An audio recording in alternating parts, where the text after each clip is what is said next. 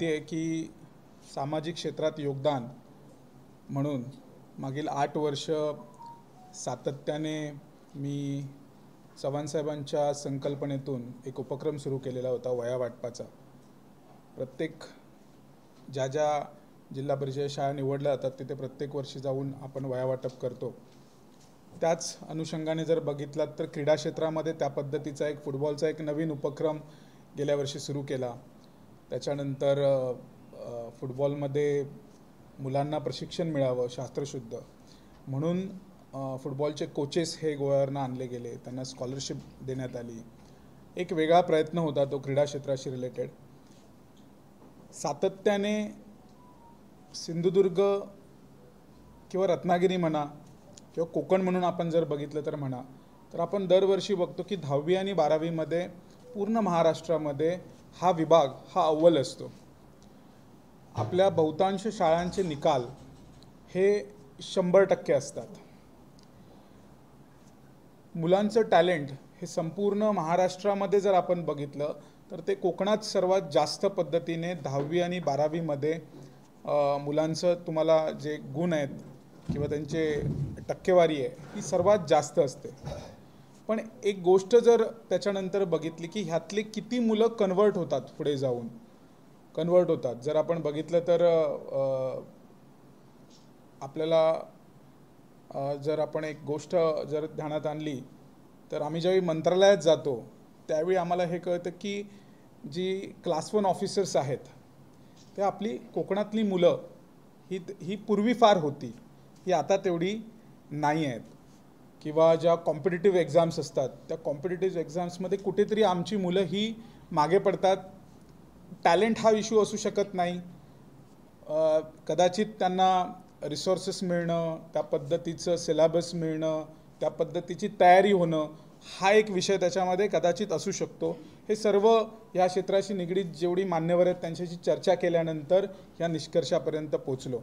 आणि जर भौगोलिक परिस्थिती जर आपली बघितली, संपूर्ण सावंतवाडी असू दे ते दोडामार्ग असू दे ते वैभववाडीपर्यंत असू दे कसे असू दे, तर सह्याद्री पट्टा हा बऱ्यापैकी लागलेला आहे आणि त्याच्यामध्ये डिस्टन्स फार आहे. शाळांमध्ये सुद्धा मुलं जसं आता आम्ही बघितलं तर शीतपवाडी म्हणून आहे तर ती मुलं चालत चालत केसरीच्या शाळेत येतात.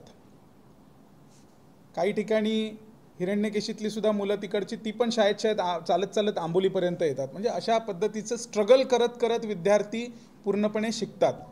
तर ती आपली भौगोलिक परिस्थिती आहे. पण ह्या सर्वातून आपण काय करू शकतो, ह्या सर्व विषयातून आपण कसं जी मुलं आहेत जी टॅलेंटेड आहेत त्यांना आपण कसं ग्रूम करू शकतो, पुढे नेऊ शकतो, त्या अनुषंगाने एक विचार आला की आपण एक स्कॉलरशिपच्या एक्झाम्स कंडक्ट करायच्या.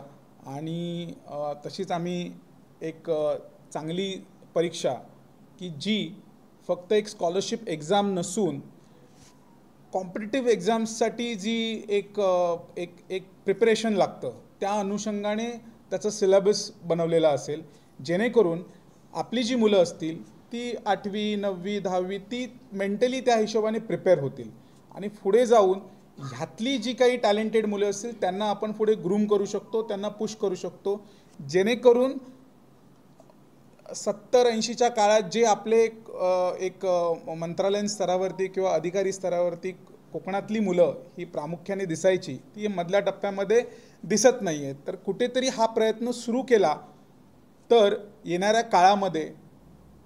काळामध्ये आपल्याला एक चांगलं चित्र, चांगली आपली मुलं ही त्या लेवलला कॉम्पिटिटिव्ह एक्झाम्स क्लिअर करताना दिसू शकतात. असा हा छोटासा मानस आहे. ह्याची प्रेरणा मला माझ्या दिवंगत भावाकडनं मिळाली. यशवंत गावडे असं त्याचं नाव आहे. फणसवड्यासारख्या दुर्गम भागातनं त्याने त्याचा शैक्षणिक प्रवास सुरू केला होता आणि तो प्रवास सुरू करून BE होऊन अगदी अमेरिकेपर्यंत तो तिथे सेटल झाला होता. त्याने त्याच्या क्षेत्रामध्ये फार मोठं नाव केलं होतं. आणि एक दुर्दैवी घटना की त्यामुळे तो आज आमच्यात नाही आहे, दुःखदायी घटना होती ती. तर कुठेतरी एक हे होतं की जर हा मुलगा एवढं छोट्या गावातनं पुढे जाऊन इतकं मोठं ध्येय गाठू शकतो, तर त्याच्याच प्रवासाची प्रेरणा घेऊन असंख्य अशी मुलं आहेत की जी पुढे येऊ शकतात.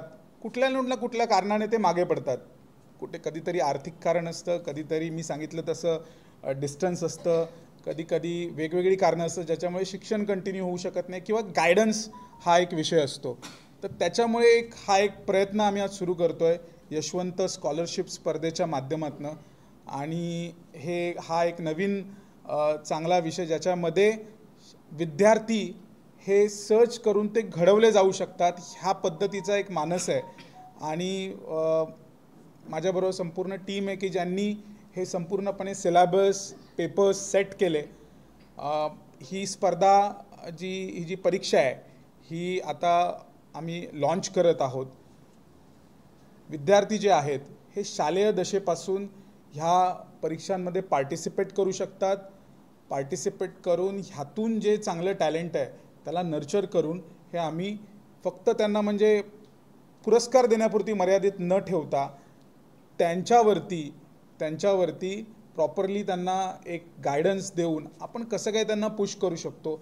मग ते कोणी होऊ दे, ते डॉक्टर्स होऊ दे, MBA होऊ दे, इंजिनियर्स होऊ दे, MPSCमध्ये जाऊ दे, IAS होऊ दे, पण ही गोष्ट घडली पाहिजे. फक्त त्यांना म्हणजे पुरस्कार देण्यापुरती मर्यादित न ठेवता त्यांच्यावरती प्रॉपरली त्यांना एक गायडन्स देऊन आपण कसं काय त्यांना पुश करू शकतो. मग ते कोणी होऊ दे, ते डॉक्टर्स होऊ दे, MBA होऊ दे, इंजिनियर्स होऊ दे, MPSCमध्ये जाऊ दे, IAS होऊ दे, पण ही गोष्ट घडली पाहिजे जेणेकरून 10वीमधला टॉपर हा फक्त 10वीपुरती मर्यादित न राहता तो उद्या सकाळी 12वी असू दे, ग्रॅज्युएशन असू दे, डबल ग्रॅज्युएशन असू दे, मास्टर्स असू दे, या सगळ्या ह्याच्यामधनं तो पुढे गेला पाहिजे. ह्या पद्धतीचा एक आशय घेऊन आम्ही नव्या पद्धतीने उतरतो आहे. मला आशा आहे की ज्या पद्धतीचं एक टॅलेंट आहे आपल्या मुलांकडे, मुलं हुशार आहेत, प्रचंड हुशार आहेत, की ह्याचं आउटपुट हे येणाऱ्या काळात आपल्याला मिळेल. आणि ह्याच स्पर्धा परीक्षांमधनं ज्या दिवशी एखादा MPSC किंवा IAS आपल्या ह्या संपूर्ण भागातून होईल, त्या दिवशी आजच्या दिवशी ही घोषणा केलेली जी स्पर्धा आहे तिचं एक फळ आहे ते आपल्याला त्या दिवशी मिळेल.